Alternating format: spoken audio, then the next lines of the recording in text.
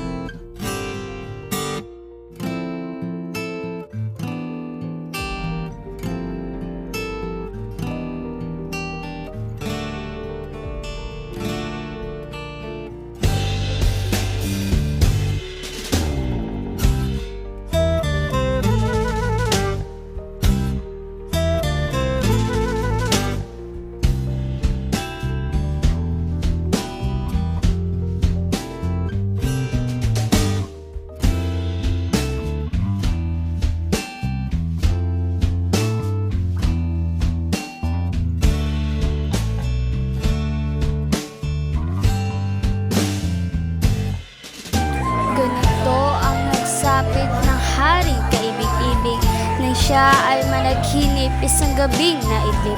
Di umano'y si Don Juan, bunso niyang minamahal, ay nilulo at pinaslang ng dalawang tampalasan.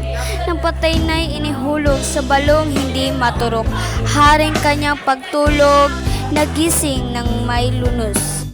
Sa kalooban ng Diyos may nakuhang manggagamot. Ito nga ang nakatalo sa sakit ng haring balat. Sakit ninyo haring mahal ay bunga na panaginip. Ba mabigat man at masilan, may mabisang kagamutan. May isang ibong maganda, ang pangalan ay Adana. Pag narinig mong kumanta, sa sakit ay giginhawa. Ibong ito'y tumatahan sa tabor na kabundukan, kahoy na pinapunan, Pedras Platas na makinaw. Kung araw ay wala roon sa malayo mga bilog, kasama ng ibang ibong nangangapawis ng gutom.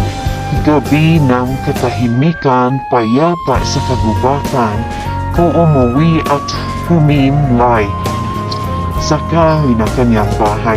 Kaya mahal na monarka, iyan po ang ipagbuhat kaagad na kagagaling ka sa sakit na dinagat.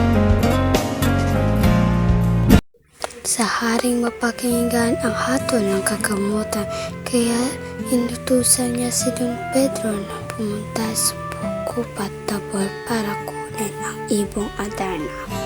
At pupunta na si Don Pedro sa bundok Tabor para hanapin ang Pedras Platas. Nang nakita na niya ang puno ng Pedras Platas, siya ay nagpahinga at natulog muna. Nang lumipas ang ilang araw, hindi nakauwi si Don Pedro, kaya inutusan ng hari ang kanyang anak na si Don Diego na pumunta sa bundok Tabor. At sa paglalakbay ni Diego, siya ay napapagod. Nang nakita na niya ang Pedras Platas, siya ay nagpahinga at natulog muna. Nang hindi pa nakauwi si Don Diego, kaya si Don Juan na lang ang nagpasya na pumunta sa bundok Tabor at nagpaalam sa kanyang ama. Kaya pumayag naman ang kanyang ama. At sa paglalakbay ni Don Juan, may isang matandang humingi ng pagkain sa kanya. Binigyan naman ito at nagtanong ang matanda kung saan ba siya pupunta at tinuro ng matanda kung sino ang makakatulong sa kanya sa pagkuha ng ibong Adana. Natagpuan niya ito. Pinapasukan siya ng isang matanda. Nag-usap sila at merong pinagsabi ang matanda at binigyan ito ng mga kagamitan para sa paghuli ng ibong Adana. Nagsayang naglakad si Juan at patungo ng Pedras Platas. Ang ibong Adana ay iniwan niya ang kanyang kamay at nilagyan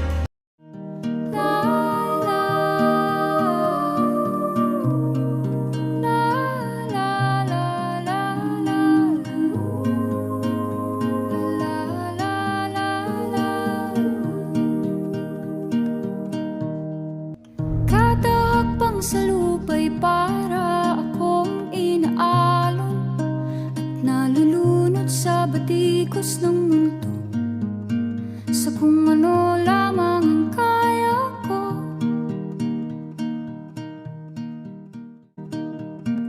Bigang-biga na sa mga problemang di masolusyonan agad, parang wala nang bukas. Pwede bang umiwas? Hinahanap ang sarili, ngunit di nakakayanan sa ikaw na dinadaanan ko. Saan na to patungo? Saan ako patungo? Dahan-dahan nating simulan